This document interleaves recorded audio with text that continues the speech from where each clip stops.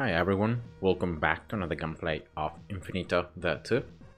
So welcome to this tutorial video where I'm gonna analyze 6.3. I'm gonna break down this level, trying to show you guys how it works and how you can use it, how you can exploit it to get the most out of your resources and out of your loot. I'm back here on my main account, alright, so I have here max endless. And now I've listed 5 main points that are gonna make this level the easiest and the best level to farm for loot, especially for endless. If you know endless, you know that you're gonna need a lot of bids, you're gonna need a lot of items overall to place in your custom maps to sell them. And this level, the unique mechanics of this level are gonna allow you to do exactly that. So first of all, why is this level so good and why it's unique compared to all the other levels? For the very simple reason that here, enemies are not going to be spawned from the portal, as it always happens, alright? But they're going to be spawned from miners. Every time that a miner is going to obtain a resource, you're going to be producing enemies. And therefore, this means that the more speed your miner has, the higher the amount of enemies are gonna be spawned. So in this level, like you can produce a lot more enemies than normally, and that's because of the fact that the more you increase the speed, the better it is. So that's the first and unique mechanic that is gonna make this level completely different from all the others. Now the second thing is gonna be paying attention to the type of enemies that are spawned. Because you see, when you obtain scalar, or when you obtain vector, or matrix, or tensor, or infer, you're going to be producing different type of enemies. So you can have different enemies appearing at the same time.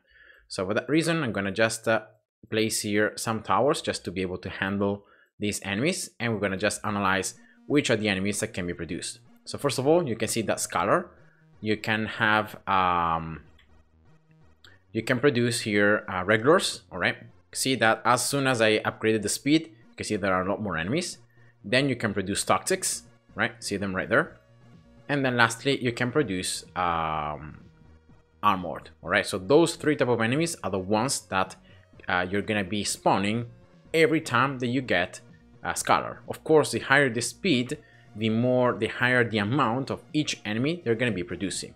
Now, very interesting thing about this map is the fact that the order in which enemies are spawned is always going to be the same. So even if the speed increases by a ton, the order in which enemies appear is always the same. So the pattern just repeats, like it's in a loop. All right. Instead, from vector, you're going to be producing a strong, you're going to be producing fast, and you're going to be producing healers. Here we go. So those are the 3 type of enemies that you can produce with vector. Then from matrix, right here, just in a moment, you're going to be able to see from vector you can produce actually from matrix you can produce 5 different type of enemies. So icy, flying enemies, you can see here helis, and also jets, healers as well, and also toxics. So not a lot of toxics, but every now and then you're going to be producing some of them. Yeah, here we go, some toxics there. So 5 different type of enemies there from matrix. Then we have tensor. Now from tensor you can produce armor, you can produce regular, you can produce strong, you can produce healers, and you can produce fighters. So those 5 type of enemies can be produced from obtaining tensor. And then lastly is infer. In this case, only 3 type of enemies can be produced. So fighters, lights, and fast. And that's it. So this is the type of enemies that are gonna be spawned every time you obtain a resource like that. And therefore, for this reason, and for the fact that infer is gonna be the resource that's gonna be the most needed to progress on endless, and because of the fact that infer miner only spawns 3 type of enemies, so fighters, lights, and fast, this is why this level is so good to set up a splash farming, because splash can handle those 3 type of enemies very well. You have here, see, against fast you have 100% efficiency, against fighters you have 150%, and against light you have 100%. So it's very easy to set up a farming with just 1 tower, just splash, and setting up Inferior. Remember, the more you increase the speed, the more enemies are going to be produced. More resources, of course, can be mined, and at the same time, you can still manage to destroy all the enemies because of just Splash. And remember, Inferior is going to be a resource very, very much needed to progress on Endless. So yeah, that's why you have seen in all my other videos, I'm always placing this Inferior miner right there, and I'm trying really to boost it up. Splash as well, it's a tower that deals pretty decent amount of damage, can do it can do damage in an area, so it's very good for this type of maps and in this type of farmings. And yeah, very strong ultimate as well, so definitely is one of the best strategies, just going for Inferior and just using Splash. So in that way you can just focus on upgrading just one tower. In this case it's going to be Splash, and you don't have to like upgrade. Also, like in terms of miners, you can just go for Inferior mining speed, right? You can just avoid getting the extra mining speed for all the other resources, just prioritizing Inferior. You of course go as well with the modifier mining speed, and then you just upgrade a bit more Splash, so that way your tower is just slightly stronger and can just manage to take care of all the enemies. So that's the second point. Now the third point is actually about Endless, because every time that you are playing on this game mode, you can see the enemies are always gonna try to cut short and to reach your base faster. So if you just start the game here, you can see that the boss is gonna try to always cut short to these certain platforms and reach your base, and the same happens for the enemies. So if I just start this game here, see the enemies are gonna just walk on top of these platforms and they're gonna try to reach your base. Now for enemies, even if you place towers afterwards, you see that you can actually force enemies the long way around. So even if you place towers after, remember you can also place platforms if you want to, you can still force enemies to go the long way around. Instead for the boss, it doesn't work like that. So if you start this game and you don't have anything right here, the boss is gonna just follow this path and it's gonna cut short. No, even if you place towers afterwards. So that's why you're always gonna place towers before you start the game. So for example here, and you can place either freezing. You can go for the anti-air tower because it's very cheap. Like it's the cheapest tower, even cheaper than balance modifier. So yeah, you can just go with that, and therefore in that way you can just right away make the boss follow a longer path. And therefore, in case you might need to play for this on this map for longer, right, you can just do that, because in that way you're making the boss reach your base much more slowly, and so you just give more time for your towers to attack enemies. You can mine more resources, right? So of course that's better. And then there are other two spots where you're gonna place as well towers or modifiers to make the path longer. This damage tower here on the left and this one here on the right side. Now this is for the very simple reason that if you just count the amount of platforms that there are, so the amount of roads, right, you can see there is just 1, 2, 3, 4, and 5, all right, until the teleport. If you place a tower here, right, therefore you force the boss to go around it, you can see that now there are 1, 2, 3, 4, 5, 6, and 7. So you make the boss walk on 2 additional platforms by very simply placing a tower there. And the same applies here on the right side. All right, so that's an additional 4 platforms, so 4 tiles that the boss is going to have to walk until it can reach your base. So once again, that's more time that you can have to mine more resources, to get more loot, and to just play for longer, all right? And all the other platforms, like even if the boss here can cut short this one, for example, also this one, it's exactly the same. Like they're not gonna make the path any shorter, because if you count again here, it's gonna be 1, 2, 3, and 4. And if you place a tower instead, it's gonna be 1, 2, 3, and 4. So still it's 4, and it's still the same number of turns. You can see that the boss is gonna turn once here, and then twice, and 3 times. So 1 time here, 2 times, and then 3 times the turning.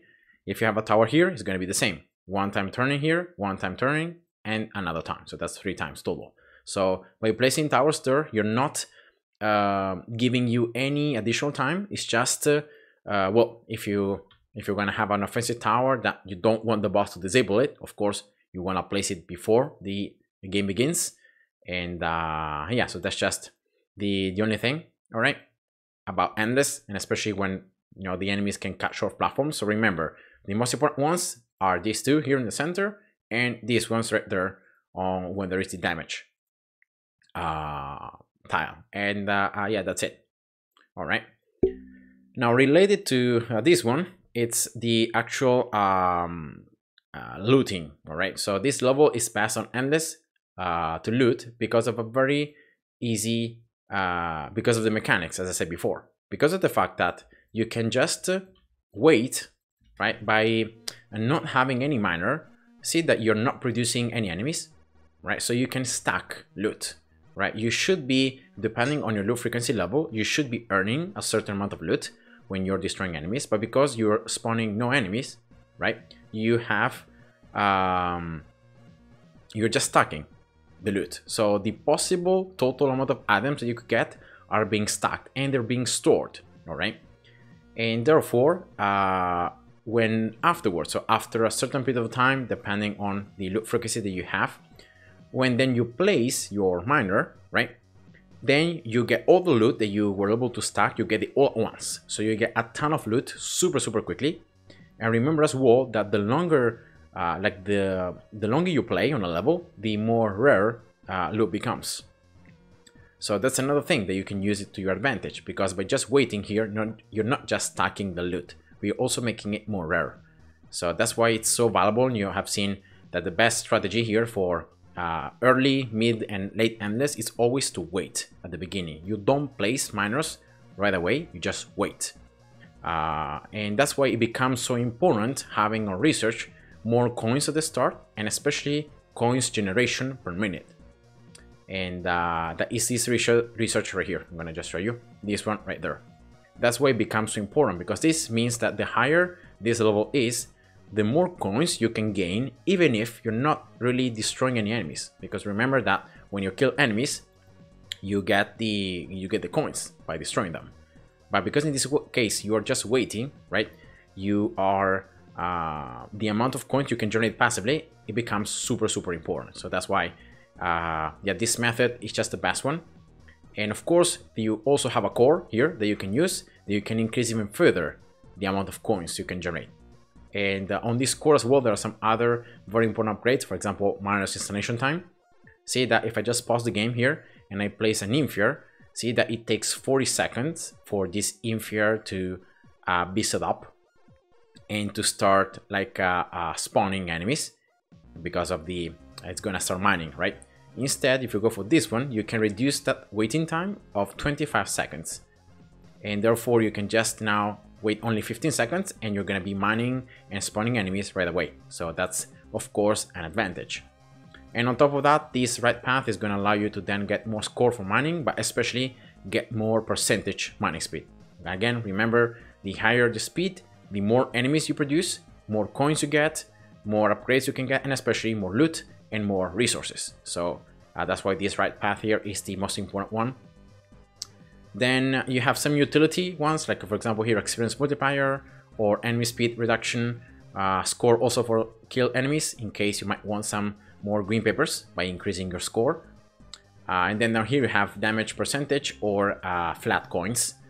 This one could be useful at the beginning, like when you don't have much research, but then it becomes quite bad, because you're gonna need to wait and to use a lot of points here from your core to be able to unlock it. So it's much better to use those points on other things. And yeah, so that's the the looting process. That's why it's always better to wait at the start to place your miner afterwards. And therefore, in that way, you of course have more coins, so you can get it. You can upgrade it, right? You can generate already more enemies, and you can also get more loot. So yeah, that's just it, and I think these are the 5 most important points on this map, on this level insight. So I hope that you guys enjoyed this video. Thanks for watching, and see ya. Bye bye.